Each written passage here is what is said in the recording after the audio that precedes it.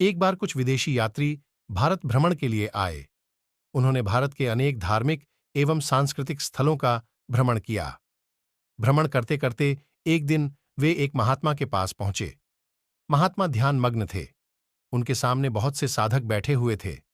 वे यात्री भी वहीं बैठ गए। कुछ समय बाद महात्मा ने अपनी आंखें खोलीं और सामने बैठे लोगों को देखा। इसके बाद कुछ साधकों ने अपनी अपनी जिज्ञासाएं महात्मा के समक्ष रखीं। महात्मा ने उन सभी जिज्ञासाओं का समाधान बड़ी ही शांत मुद्रा में उनको बताया। यह देखकर उन विदेशी यात्रियों के मन में भी जिज्ञासा उत्पन्न हुई और उन्होंने भी अपनी जिज्ञासा प्रकट की। उन्होंने कहा, महात्मा जी, हम पिछले कई दिनों से भारत भ्रमण कर रहे हैं।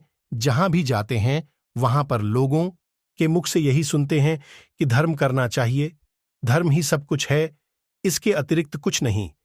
लेकिन हमारे यहां तो ये धर्म नाम की कोई चीज होती ही नहीं। तो बताइए, फिर भला हम इसे कैसे करें? यह सुनकर महात्मा मंद मंद मुस्कुराए, फिर बोले, ऐसा नहीं हो सकता। ऐसी तो इस सृष्टि में कोई जगह ही नहीं है जहां धर्म नहीं हो। शायद तुम्हें कोई भ्रम है। इसके बाद महात्मा बोले, अच्छा, आप मुझे एक बात बताइए, अगर आप कहीं जा रहे हों और आपके सामने कोई दुर्घटना हो जाए, किसी व्यक्ति को चोट लग जाए, उसका रक्त बहने लगे, तो आप क्या करेंगे?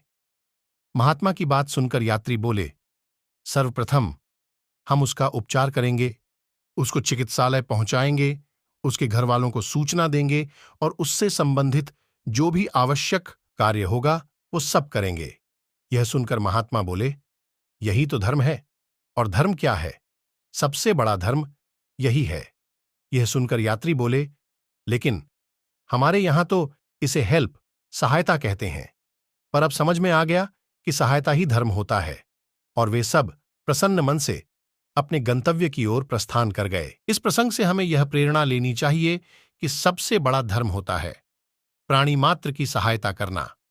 कहा भी जाता है कि कृतिनोपि प्रतिक्षणते सहायतान कार्य सिद्धये, चक्षुष्मानपि नालोकाद्विना वस्तुनि पश्यति। अर्थात चतुर व्यक्ति भी कार्य को सिद्ध करने के लिए सहायक की अपेक्षा रखता है। आंख वाला व्यक्ति भी प्रकाश के बिना पदार्थों को नहीं देख पाता है।